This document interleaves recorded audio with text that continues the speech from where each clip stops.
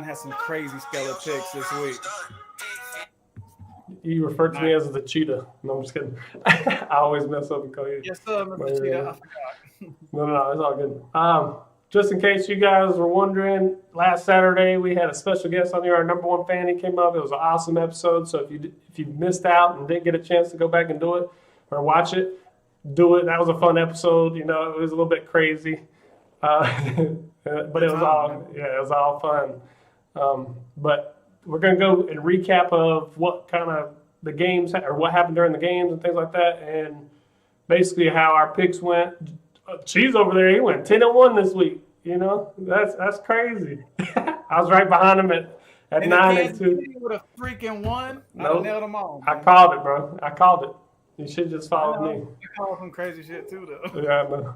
But so basically, I'm just gonna go ahead and start it out with the Panthers versus the Falcons. You know, that's my squad. Teddy B got it done, threw for over 300 yards. DJ Moore finally got a touchdown this year. Robbie Anderson still looking like that number one guy. He is just so fast. The guy that I really want to kind of call out, two guys actually, is Mike Davis, one, right? Because when McCaffrey comes back, it's going to be hard to try to transition him to an offense, but hopefully they can design something where he's getting incorporated too and McCaffrey's in the slot or something just to get some touches off McCaffrey. I know these fantasy guys don't want that, but I want my guy to live a long NFL career.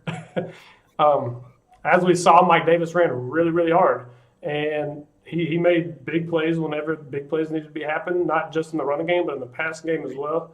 And the other guy I want to highlight is Curtis Samuel. Curtis Samuel, I wasn't really too high on. I kind of wanted to get rid of him, but he came in with a couple key gadget plays on the speed sweep. I was watching Matt Rule talk about what happened during the game, and Teddy actually checked into a run and didn't have a running back on the field, so Curtis went there, and we got a 3rd and 2, which was awesome. You know, so they're utilizing him, his skill set a little bit better than what they have in the past. And he is an athlete. He just never really impressed me too much. So I'm glad they finally found a job or a role for him in this offense. And what do you think about what went on that one? Yeah, we both picked that one. Like, Panthers are a tough team right now, and they're playing. I'm liking what Rule's doing right now when he's literally putting little pieces to the puzzle right now for what he needs to do week by week so far the last 3 weeks. So Panthers are looking better than what I expected, especially with McCaffrey going down, and I think Rule's doing a good job. I think with McCaffrey coming in and him being brand new, I thought that was really going to be a hard thing for them to overcome, but he's putting it together and piecing it together, and plus you just got some guys that are wanting to play, man, and they want to be good, and you know, I think Teddy is doing what he needs to do and becoming a leader for that team, and they're looking pretty good. Falcons, they just cannot win. They can't win. There's a curse over there in Atlanta or something, dude. They cannot find a way to win. And right now, you know, going through like a 30-year season or whatever, and 0-4, not getting a win, that's going to be really hard to at least even come out with a decent season, you know. So that one went kind of like I thought. Panthers are looking good and looking strong, and I want to just see how, you know, I'm going to take it week by week and see where they fare up. But don't sleep on them. They could sneak into the playoffs. Yeah, and I definitely agree. I agree. Like with Matt Rule, I think he's the best head coach that we could ever ask for, honestly. Just his rapport with the team. You know, it's all about the team all the time. And I know a lot of coaches harp on that stuff, but he is a firm believer in it, and he just looks like a guy that you'd really get along with. And speaking of our defense, they're young, but they've got it together. I told you Phil Snow's not back, defensive coordinator. And Jeremy Chin, I mention him every week, but that man is relentless. I love it. So we lost some big D linemen though. Brian Burns ended up going down with an injury, and Yetur Gross-Matos, he went down with an injury. So we're going to be looking thin in that aspect. Hopefully it's not nothing serious and they can come back next week. But those are things to keep account of during this week. See if they get to practice or not. But Falcons, yeah, Dan Quinn and the GM got fired after that game. They did. You knew that was coming. I know. I mean, I figured it would. You don't win this one, then it's wraps, buddy, especially divisional. Now you're 0-4. Yeah. See ya. Deuces.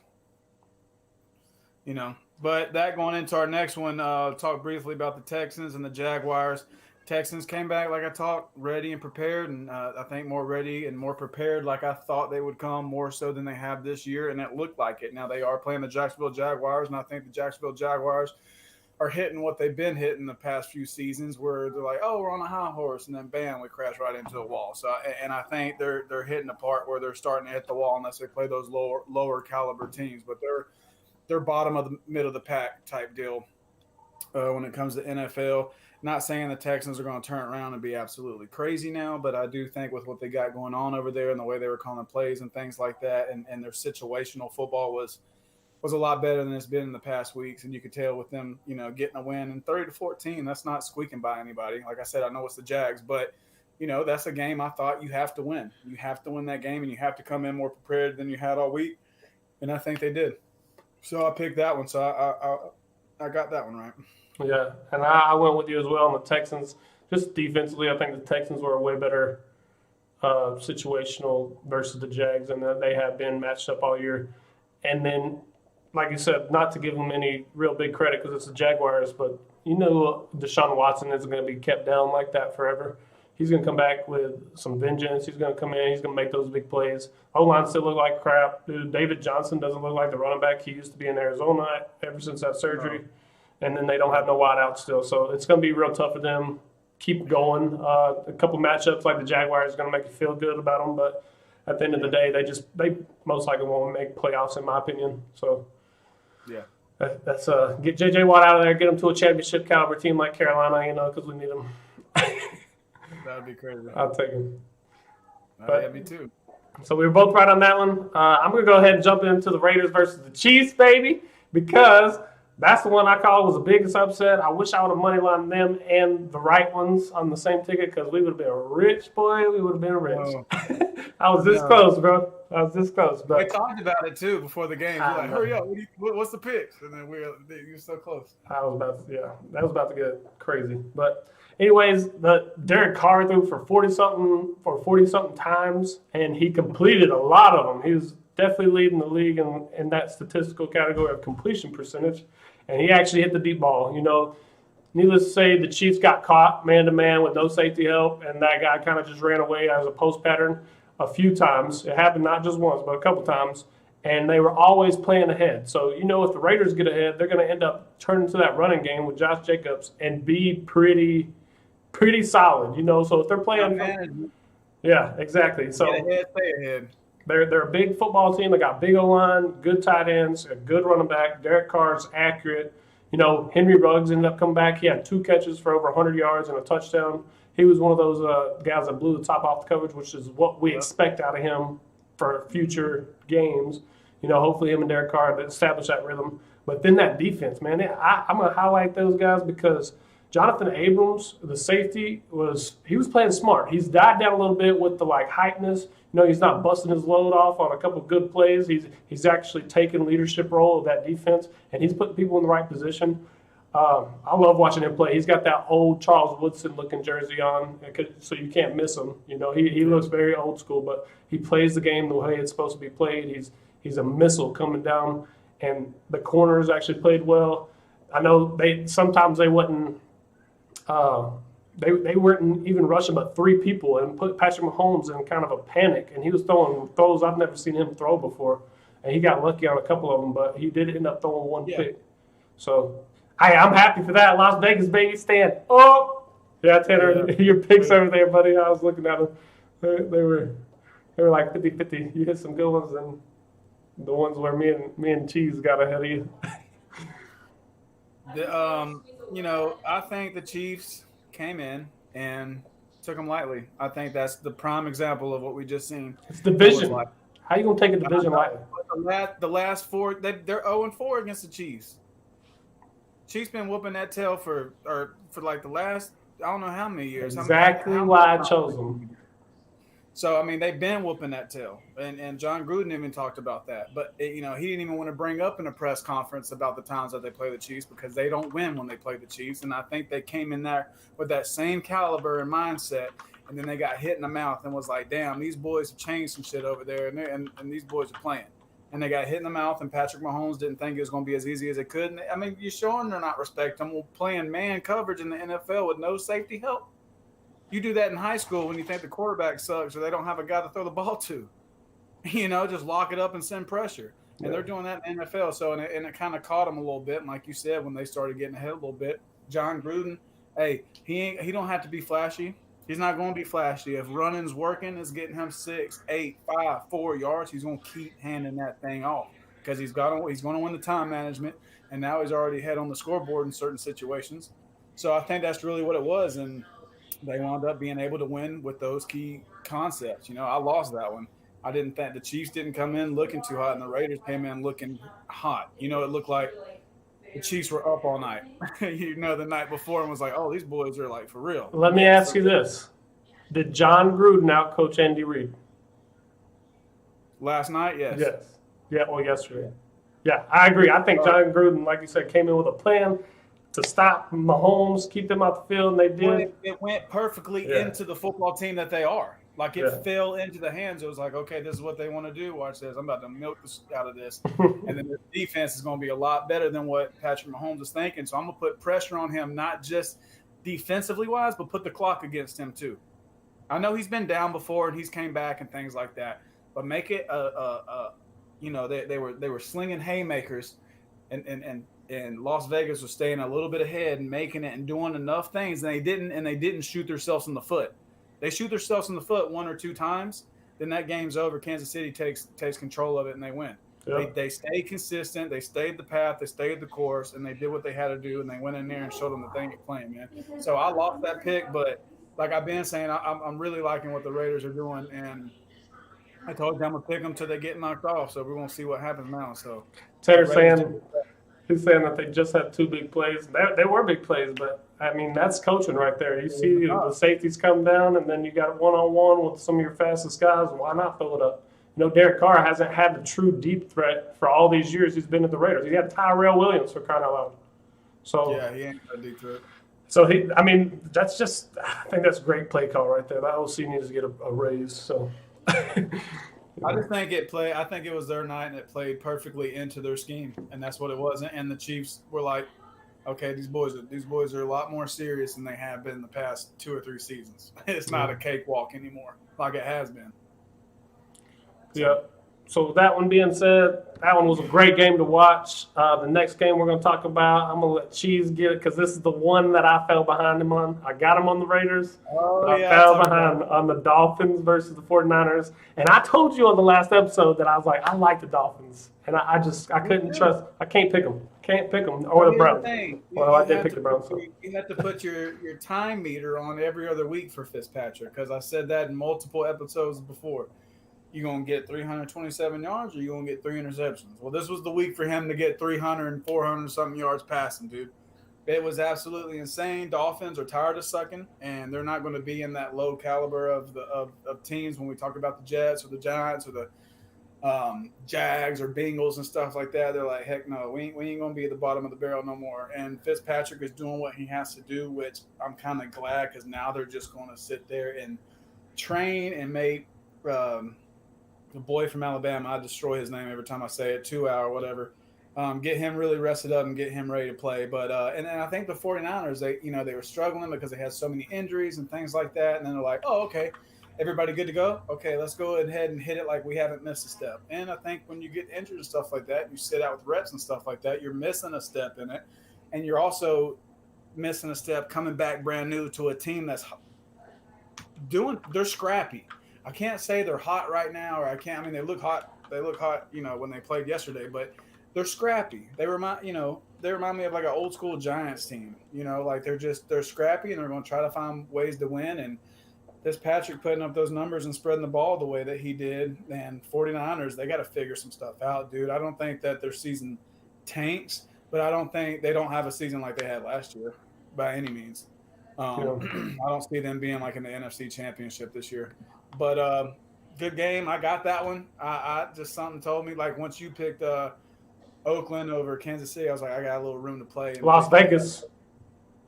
Yeah, whatever. The Raiders. I had a little opportunity to pick a little upset, and I was like, if I'm picking any of these guys, the situational wise, I gotta go with Dolphins over the 49ers because I just thought the 49ers would struggle because what they went through the past few weeks. So Yeah. Not going to spend a long time on that, but yeah, Dolphins look really good. 43-17. Put No, 43 on them. that was a good one. Fitz Magic, baby. I love Miles Gaskin. I told you I was pretty high on him coming out of college, and he's just been sitting there waiting to get his opportunity. He's been producing. He's been one of the top 10 running backs in fantasy almost each week. He's getting 15 plus touches, so that's awesome to see. They're finally established that run game. The defense actually stood up and stopped Jimmy G and all them. I know Debo Samuel's like one of my favorite guys, and he's a South Carolina native and things like that. I loved him coming into the 49ers. Like, he's fresh, he's cool. Jimmy G, all right. He had 8 or 9 targets and only caught 2 of them. So they was on lockdown, dude. I know the Dolphins have 2 good corners, Xavier Howard or something like that, and then Byron Jones. I don't know if he came back or not this week, but I mean, it seems like they're piecing it together over there in Miami. I like it. Yeah, they're scrappy. I mean, I'm not going to sit there and say Miami's like, watch out, they're about to go crazy and have a playoff run and stuff like that. But I wouldn't want to play them right now because they're so unorthodox in what they do because they're still trying to find themselves, but they're good enough to be able to do that right now. And they're just scrappy and they want to win. And I think when certain things fit their scheme defensively, at least for sure, then it's a totally different game. And I think when you take pressure off Fitzpatrick and things like that, that's when he plays the best. And then when you're starting just knocking touchdowns after touchdowns, you're just seeing the gap change. You're taking momentum. You're back on offense again after a 3 and out. I'm taking time off the clock. We're up by a handful of points. Then he can sit back there and do his thing instead of being rattled or down by so bad and feel like he's got to make a play or force a play or stuff like that. So, yeah, Dolphins look good, man. Yeah. Well, we ended up going opposite. That's one you gained on me. The next game that we're going to sit here and talk about is the Cardinals versus the Jets. There's not too much to say about this. The Cardinals are still – they're not doing what they are supposed to do on paper, right? DeAndre Hopkins still had a big day. But Kyle Murray, he turns the ball over for me too much. And he's fast and he's a great dual threat, but sometimes I just don't feel like he's there yet. You know what I'm saying? He makes delayed. Yeah, it's so inconsistent. That's a good word I was looking for. But other than that, they got it done versus the worst team in football, the New York Jets, baby. Jets, Jets. They suck. Joe Flacco back in at quarterback. I thought they would at least maybe try to get some offense. Jamison Crowder's the brightest aspect of that offense. Le'Veon Bell came back, and he looked like trash, an old man running the ball. I've been down with Le'Veon Bell for a while, bro. Yeah, so, I mean, they just look like crap. I think Adam Gase should be the next head coach to go, probably, or the Minnesota Mike Zimmer. I think one of those two should get up out of here, but we'll get to that game here in a little bit. Not too much to say. Cardinals did what they needed to do. Still didn't impress me as much, but they got it done versus a weak Jets team. Defensively, if you find a way to contain Kyler Murray, that's why he's so inconsistent, because different defenses do it different ways and they have different teams. Jets ain't going to contain them. So, yeah, they're going to put 30 up and only give up 10. It's the Jets. But if you find a way defensively to contain Murray, make him have to beat you and sit in the pocket and trying to make quick decision throws with a little bit of pressure in his face as he's contained. Don't let him roll out of the pocket and just let him have a field day, which you don't have to a lot of times like that. If you set a lot of outside linebacker type deals or corner, let them sit in the flats and things like that, or use a linebacker to spy him, cool. They might want to take a one-on-one matchup because he's so quick and things like that, but he's not going to do that every single time. So if you contain Kyle Murray, then the Cardinals struggle. And I think it's week by week depending on what defense can contain him. So if you contain him, you win that game. So, Cardinals did play the Jets. There's not a lot of containing on that or a lot of anything crazy to stop. So Arizona, that is a definite win for them that they needed to get. Maybe a little bit of bounce back, but I didn't even look. I got to see who they play next week to see if I still don't believe what they can do, but, we'll see with the weeks coming over. So not too much on that one. The next one we're going to talk about is Eagles versus Steelers. This actually turned into a really, really good game. I'm going to let you, Cheese, go ahead and tell me what you thought about the Steelers over the Eagles. Defense at the end, like 4 quarters of it. I know the Eagles did their thing, and they was finding their gaps and their holes and their one-on-one matchups in the space and things like that, which put a little sting on the Steelers a little bit. And I know that, I don't know, man.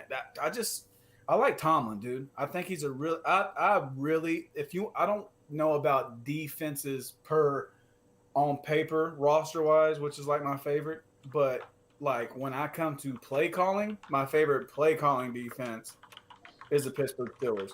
And I think that relentless pressure and stuff that they do, and not afraid to take chances, and they've been running the same defense in a certain form for so long under him.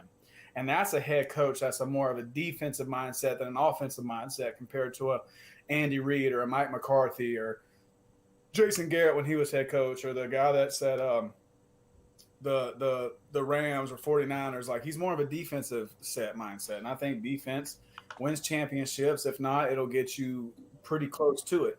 And I think, with them just being solid on defense and making really good calls majority of the time, not every single time, but majority of the time in that 4-quarter span, that's what won the game for them. It did turn into a good game, but at the end of the day, I would be really comfortable with the Steelers defense going out and having to win the game, or vice versa if I put it in Big Ben's hand, but more so if the defense was out there. So defense, in a 4-quarter span is what won that game for me. And I picked the Steelers on that one because, the Steelers do look good, man. And the Eagles are always like this. Yeah. You're like, one week they're like, oh, man, cool. Next week they lose to Washington, So, yeah. But Steelers defense, man, they've been legit for years. I agree with you. I think Mike Tomlin's a great head coach. Big Ben's getting old. He's got a bunch of young talent around him. Chase Claypool, I'm going to highlight him because he ended up scoring 4 touchdowns as a rookie. He had 3 in the air. Beast, yeah, dude. He is a beast, dude. Big body in him, too. Yeah. He got a rushing touchdown and 3 catching touchdowns. I think he's definitely established himself as somebody that needs to be in that rotation. I know Deontay Johnson got hurt. You got Juju, and then you got James Washington and that wide receiver corps. But Big Ben's, like I said, was getting hurt. They need to find some young gunslinger that can get them the ball because I love that, man. Chase Claypool actually kind of is reminding me a little bit of DK, how he was last year, and getting filled into the Seahawks offense. But I think that's the next big guy up. He's out of Notre Dame, and they were high up on him, but he still ended up dropping late. And the Pittsburgh Steelers wide receiving depth was like one of those guys I wanted to stay away from because he was a rookie still, right? But he looks like he's ready to play in the league, and good luck to him. Yeah. He's getting 75% of the snaps on offense for me next week if I'm the coach. Yeah. So you prove me wrong, and I'll put old boy back in, but he looked good. He's a game changer. But he really looked good, dude. Going on the opposite side of that, the Eagles' defense was all right at times, and then all of a sudden you get freaking one-on-one with Chase Claypool, and bad things happen. But then the offense, Tanner's over here saying start Jalen Hurts. I'm with you. He got to throw his first NFL pass, and he completed it for like 15 yards to a tight end running down the seam.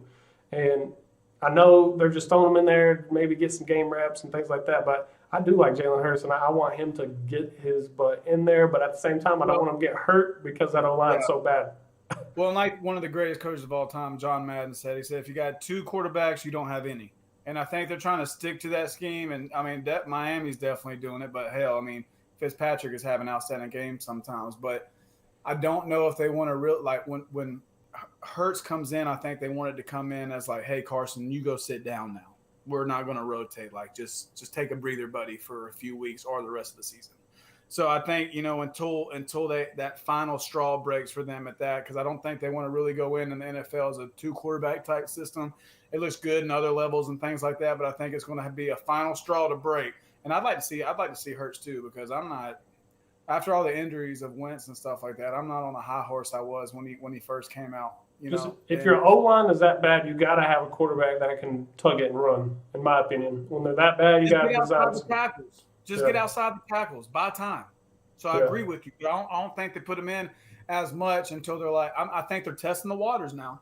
They're testing the waters. But I don't think it's going to be like a 2-quarterback system. It's going to be the point where they can finally say, hey, Carson, appreciate it, bro.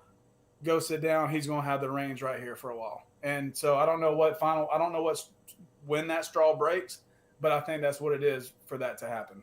So, But I'd like to see it too. I like Hurts. I like him a lot. The score wasn't as bad as what it seemed to be, 38-29, because Pittsburgh got 2 late score rallies. So the Eagles were playing with them, and Carson Wentz was doing decent, but he's just not the guy, bro. He is not the guy. That's what I'm saying. And so so they're kind of like, oh yeah, close game. He really didn't do awful, but Yeah. So something's got to break at some point. Now it will at some point, I believe. I just don't know when. Yeah, so the next game we're gonna move on to the Los Angeles Rams versus the Washington Football Team. What you want to say about that one, Chief? Play action with the Rams, great play calling, and they play the Washington Football Team. That's it. Yeah, well, Like, ain't nothing else to say. Shout out to Alex Smith, man. After coming through all the things that he came through and was, getting to come back out and play football again. That was huge. That was a cool moment to see his family and things like that, dude. But shoot, boy, I definitely see the Dolphins beating the 49ers before I'd ever see the Washington Football Team beat the Rams. So, that they're not going to be able to stop that offense. As it showed, they put up 30 points, started cruise controlling, and Washington, they'll stop them defensively, and they probably tried some new stuff and got out of leverage on certain times with that one touchdown that they threw, but they're going to control that whole entire game, and that's really all it was. I agree with you, Tanner. I think you're talking about Carson Wentz, but yeah, he's just never been the same. Not to go back and harp, but yeah, it's the Washington Football Team. Alex Smith, yeah, he's lucky, to go out there and do something that he still loves, even after all those surgeries on his legs. So that was a cool moment. His leg was like hamburger meat. Yeah, like it was so bad, and so that was pretty cool. Yeah. Yeah. So the one thing I want to highlight for the Rams, because there really wasn't too much, to harp on with this game. The Rams are a good football team; they got it done. But Aaron Donald had 4 sacks versus the Washington Football Team. And, when he gets going, that's a hard man to stop. And put him anywhere on the line. Yeah. He's going to eat them against Washington, and they can't stop it. Yeah, dude. Exactly. But other than that, Sean McVay, yeah, you're right. Good play calls. That stuff don't work on every single team, as we've seen before. It didn't work on the Giants that well, but it seems to be like every other week. Yeah, very, very similar play calls from week to week. He needs to change it up or know to change it up. And I think he does. What hurts him toward the end of the year. I'm glad you say that, because everything's almost built off of play action. Yeah. Everything. An outside zone.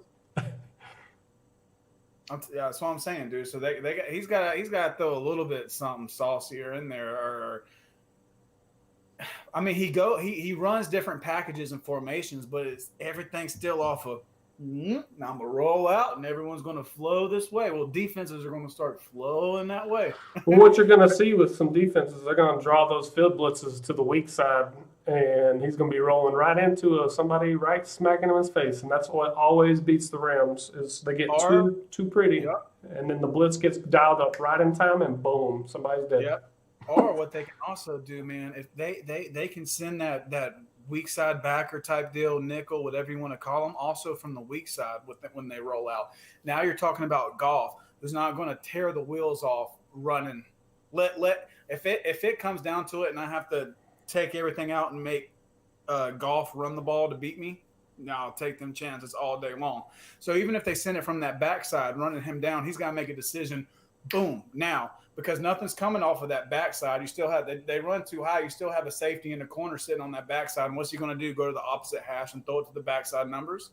No, not in a play action. But you know what I'm saying? So we can send that. They can send those backside pressures or front side pressures, and people are starting to get it now, especially if they got athletes to do it.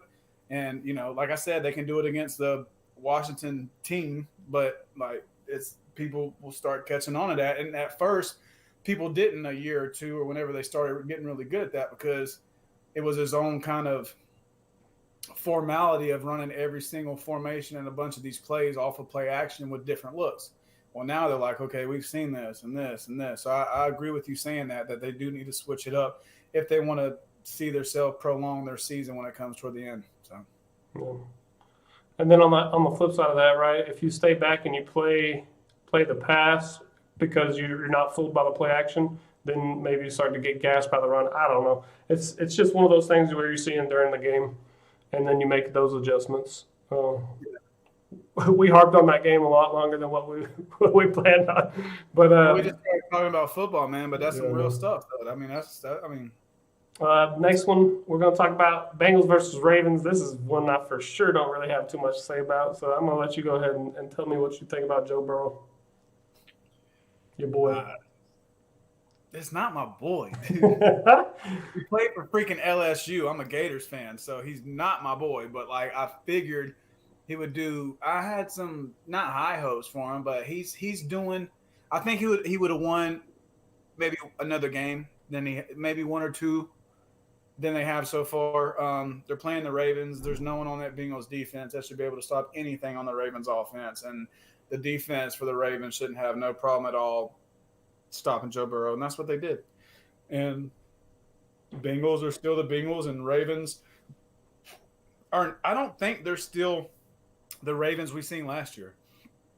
They could be, but I don't think they are right now. But of course, 27-3 is a pretty good win, and you do call the dogs off after a while because it's a long season and it's in the NFL, and you're paying these guys, so you don't want to booby miles it, Yeah.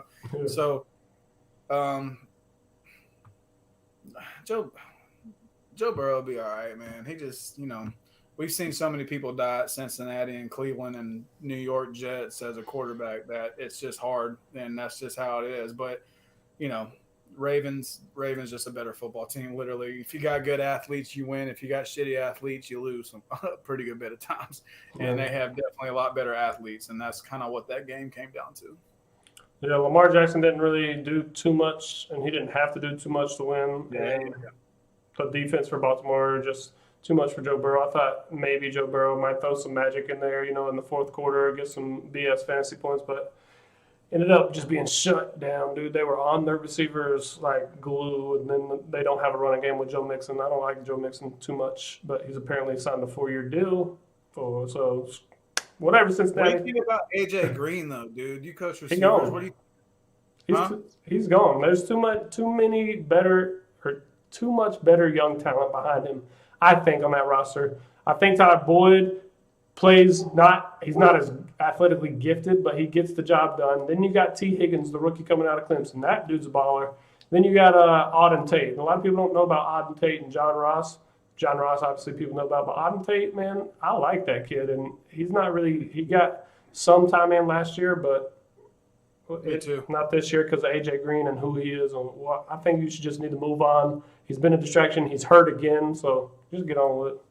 AJ. I know he played for the Bengals, and he has put up numbers and stuff, and he's been at the Bengals for a long time. But hell, Odell Beckham's at the Browns now, and I know the Browns are doing pretty good. But he's been at the Browns, or Jarvis Landry, and I don't, he's not that kind of caliber to me. So it was a lot of high praise. I'm like, oh man, he's got AJ Green. He'll be all right. And I'm like, I'm not seeing nothing out of that connection.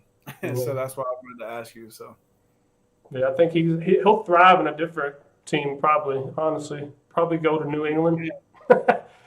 Depends what team he goes to. Yeah. He could die at a lot of them too. Yeah. Well, that one being a blowout, that one wasn't too fun to watch. Lamar didn't do too much. The next one was our number one fans game of the week. We got the Colts versus the Browns. That one was actually a really good matchup. Browns came to play, without Nick Chubb, but they still established running game. Baker Mayfield still looked decent. The play calls this week and the past week have been phenomenal. Whoever's calling these plays is awesome because getting Baker with these play action, just the different ways he's showing the ball. What? When they used to do play action last year, he would roll a little bit to his right. It's the first time in this new system that he's actually rolling to the left and things like that, and his backside off. When you're rolling as a quarterback away from the side that you can really just turn your hips and flip, like when you really got to open your shoulders. Yeah. He wasn't used to that, and they're doing that now in Cleveland, and he's eating that up. Yeah. Well, that's one week me and you both picked right. Phillip Rivers turned the ball over too much. He's a check down machine. I think he's lost a little bit of his arm strength, and he plays for the Colts, who all the receivers seem to just die. And Jonathan Taylor he's running hard and stuff, but they're just not opening up the holes like I thought they would. And he's not Clyde Edwards-Helaire, or he doesn't look like he's a Mike Davis either. I'm going to compare him to Mike Davis because Mike Davis was probably the hardest running back this week. And Jonathan Taylor should be there. He's fresh legs. So they just got to figure it out over there in Indianapolis. And I don't think Phillip Rivers is the guy. I think he's done. Well, and also too, man. I'm gonna throw a little shout out to the O line at Cleveland. They got a brand new offensive line coach, and they are leading. They got some backs now, but Chubb's out, but still Hunt can still tote that thing. But they are leading the rushing category in every category before last week's game. So hell yeah, I'm gonna put a little bit. Who's ever, I can't remember his name, but that offensive line coach, what he's doing with that offensive line is huge. When you also can have Chubb and Hunt back there running the ball, that's the main reason why I picked them. But also, I really like Indianapolis Colts' offensive line. But with those guys toting the ball behind you and the play calling they're doing with a little bit play action, booting backside, and it's literally just it's given Baker Mayfield more time and space, which I think he thrives. That's what he did. How many balls did he throw at Oklahoma outside the tackle? Oh, I mean, majority of every single throw, and he's getting to do that now at the NFL thing. So I think it's slowing it down for him. He's getting a read while he's rolling without feeling like pressure's all around him. But shout out to that offensive line, man, because that offensive line is kicking ass right now in Cleveland Browns. Yeah. And I wouldn't even. I mean, I'm just going to tell you this. The starting linebacker, Darius Leonard, was out that game. If he plays, totally different ball game. It's just totally different. And that's why I picked. You're literally taking the captain off of your defense. Yep. You're literally taking your starting quarterback away from offense in a defensive perspective. And so with that offensive line and that run game, yeah, that's why I went with the Browns. And they're playing pretty good anyway. So, yeah. It is a different game. I would say the Browns still come out, but it's not by a 9-point deficit. I think it's closer to a 3-point game. Yeah, I can't wait to see who plays who next week, and then we go make our pick because there's gonna be a lot of good matchups, a lot of teams needing wins and things like that. But it's only getting better as the season goes on. Man. We're past the preseason, so here we go. Yeah. Here's some real football. Next one, we're gonna go ahead and go talk about the Giants and the Cowboys. Excuse me. Sorry. Prescott, man, I gotta throw that out there. I feel bad as shit for Dak Prescott, man. Yep, he's been putting up numbers. They didn't continue. They didn't whatever the hell with their contract. He didn't get what he wanted. I know he was asking for something crazy, but like just all the stuff that he's went through, and it literally his ankle was like on the 10-yard line. His body was on the 5. Like his ankle sitting like this, man. That's hard to come back from. And that was a pretty sick and gruesome injury. But that being said, I do not think it's as bad for the Cowboy fans out there as Andy Dalton. And I think Andy Dalton with that offense that they're running suits really well for them. Now they got athletes, dude. Yeah, and O-line.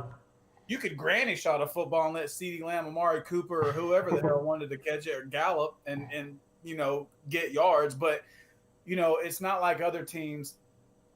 I really hate that injury happened for him, and I really hope he has a good recovery and comes back stronger than ever. But that being said, Cowboy fans, I think you're still all right in the whole grand scheme of things with losing your starting quarterback because I don't. Their defense sucks, and he's not going to put up Dak numbers. I'm not saying Andy Dalton's in. They're going to the playoffs. Like no, but I don't think like your season's like absolutely tanked like a Giants or a Jets or a Bengals or a Jags or something like that. Y'all still compete, and Andy Dalton's not a bad quarterback. I actually like Andy Dalton. I'd like to see what he does. Not injury given, but I'd like to see what he does now that he's a starting quarterback. Had a good team. I don't think he takes as many shots as Dak would.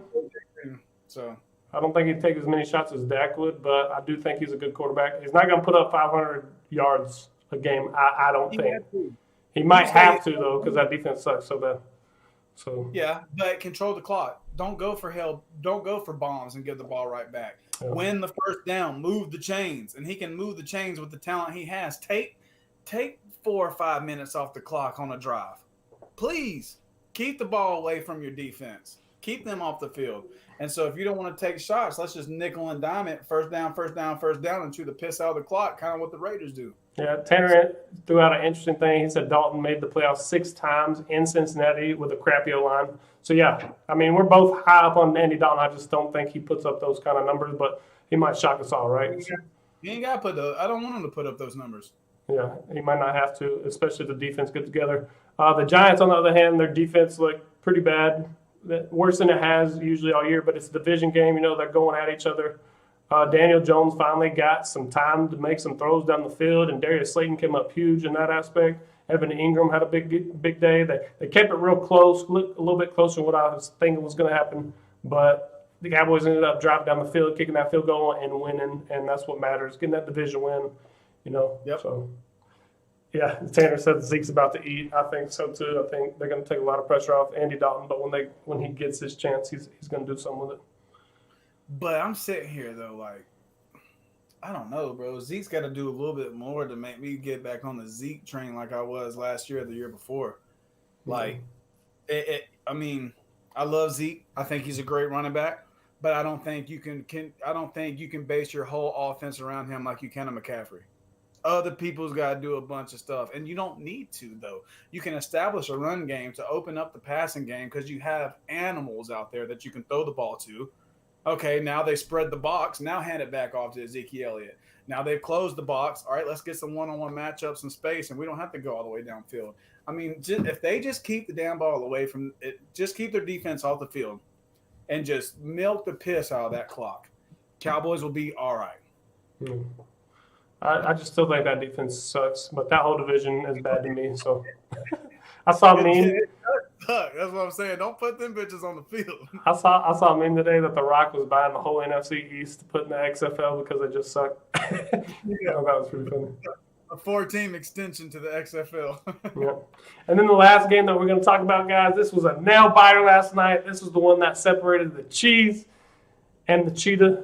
Okay, you butthead. The Vikings should have kicked the dang field goal right at the end to go up by 8. There's no questions asked. I know it's 4th and 1, and you want to put the game away, but you need a win, okay, if you're Minnesota. Kick the damn field goal, take the 3 points, go up by 8, put your defense out there, have to stop them from scoring twice, basically, right? Because if they do score, now they got to score again on your defense for 2 points. Not a lot of time left either, and then now after you kick the field goal, they got to drive the field. Oh my gosh, bro! Like I was so mad when I seen that stuff. Crazy. I wasn't. I know you wasn't.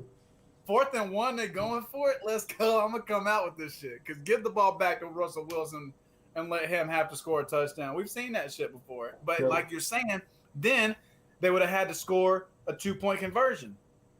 So now you got to stop them twice. You stop them at least one of those 2 times, you win the game.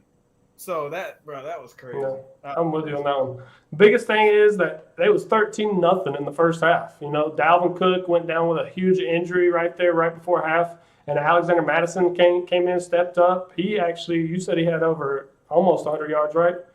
Yeah, I know so my stats ain't pulling up right now, but I know when I was watching the game, they were like, he's at 95 yards right now. And I'm like, damn, you come in like you don't even start. He's a good running back, though. He played last year when Dalvin got hurt. And so, I mean, he's similar. I'm going to remember him last year. I did now because I'm like, your backup comes in and didn't even start the whole game, and now he's working on 100 yards. Like, like you got to win that, Minnesota. They can't win either. And I love it. I love it. They're like the Atlanta Falcons. They can't win either. They got the keys to win. Well, Kirk Cousins did 3 awful plays, 2 of them back-to-back. On 2 different drives, turn the ball over. What have we been preaching? We can't do that, especially in the league, especially versus the Seahawks. When you got them pinned down, dude, you got them. Like, you got them. And then you go turn the ball over. That shit pisses me off. But you have a damn fart brain, and you're like, oh, I'm sorry, that was stupid. I'll give you the ball back, Russell Wilson. Yeah. We'll get it back, guys. Bullshit. You're giving that ball to Russell Wilson. He's going to go score. Well, but you can't. That's why Kirk Cousins can never be an elite quarterback. Yeah. Because he just cannot finish. Matt Trubisky could not finish. And I'm sitting there like, hell yeah, because they're both in my division. You're going to think I'm crazy for this, but I think Sam Darnold would be a great fit for Minnesota. I think Sam Darnold for the Jets comes into Minnesota and he would ball out. I can almost guarantee it. You just blew my mind when you said that because I just thought about that. I'm surprised my brains are not behind my wall right now, just splattered. I also saw an article today that since Pittsburgh, Big Ben's getting older, that the Jets, if they have the first overall pick, they could trade Darnold to Pittsburgh to kind of just take over the reins of that Pittsburgh offense. And I don't think Sam Darnold's a bad quarterback, okay? I'm going to go out on a limb and say, I don't think he's that bad. I think the Jets are just bad. The whole Jets are bad, not Sam Darnold. Sam Darnold tries to do what he can in order to get the wins, and it just ain't happening because they ain't got nobody around him.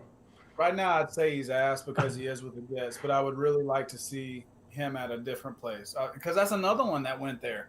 Like, that's where welcome to quarterback graveyard. Sanchez, butt fumble. They've been shitty since then. Besides Namath, I mean, give me another Jets quarterback. Like, you can't. So wait, Chad Pennington, the best 10-yard and under quarterback that ever lived. Hell yeah, Chad. Like, no, I don't know, man. That's where quarterbacks go to live and die, man. Unless it was like in the freaking when the movie Invincible or whatever the hell it was filmed. Then whoever that quarterback was, congratulations. That was Philadelphia. Oh, Randall Cunningham. Did you forget about him? Oh, shit, that was Philadelphia. I'm an idiot. They were both green, so whatever. Yeah. Well, but yeah, dude, I don't know. I would like to see that. I would like to see him in a different. I would like to see that. But right now, I just think he's ass. I think Sam Darnold's ass just because, I mean, he does play for a JV NFL football team. So. Yeah. Well, we kind of got off topic of the game, the Vikings, because we talked about Kirk Cousins and who could eventually replace him. But the good thing seeing in that game was Russell. You know, we all like to see Russell do his magic. And DK Metcalf, one of my favorite guys to watch, favorite receivers, he did his thing right there at the end, you know. So I'm not mad, but I am mad. But I'm not mad. I'm not mad, but I'm not mad. Yeah, so that was actually the last game that we were going to talk about, kind of recapping. So that's going to get us into our Monday Night Football, and we're actually going to do a 2-game special since there's one on Tuesday and we game on Tuesday. So, you know, we ain't going to do Cheetah and the Cheese on Tuesday. First one, Chargers versus Saints. What you thinking on that one, Cheese? I'm going Saint. Yeah, I was like, well, you better think about it before you say it on live. Yes, I'm going Saints. Drew Brees, you're not holding Drew Brees down that long. He comes out with a win. I know Chargers are kind of sneaky in their own way. I don't think they're Miami Dolphins sneaky. I think they still got a lot of room to grow and things like that. Saints defense, I think they'll come to play. They have to. I like must wins. This needs to be a win for the Saints, you know. And I don't think he holds Drew Brees down that long. And I think the Chargers defense has a pretty hard, significant time holding and containing Alvin Kamara.